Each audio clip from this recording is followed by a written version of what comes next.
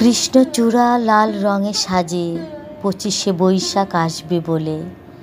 ডালে ডালে বাহারি আলপনা, গরমে দক্ষিণা বাতাস চলে। রাধাচূড়া হেসে বলে, কেন আমি রব পিছে পড়ে। আমার সোনালি আভা দিলাম 25শে বৈশাখে উজাড় করে।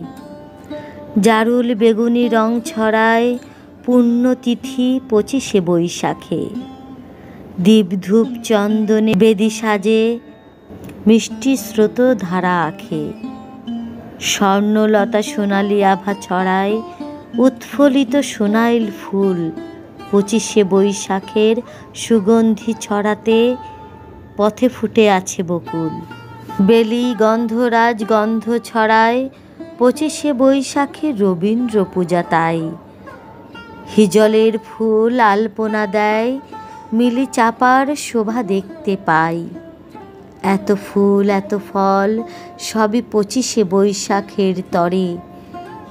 বিশ্বকবি রবি ঠাকুর আছেন সকলের অন্তরে। মেঘ দিল ঘন কালো ছায়া, আজ রবীন্দ্র জন্মতিথি। হাওয়ার তালে বেণু বাজে, মনে হয় রবীন্দ্র গীতি। বৈশাখ মাসে ফুলের মেলা, মৌচাকে যত মধু ঝরে, তার থেকে অধিক মধু রবীন্দ্র সাহিত্যের গভীরে। যে ডুবেছে সে জানে রবীন্দ্র সমুদ্রের গভীরতা কত। আকাশে যত নক্ষত্র আছে, তার সম্মিলিত আলো যত।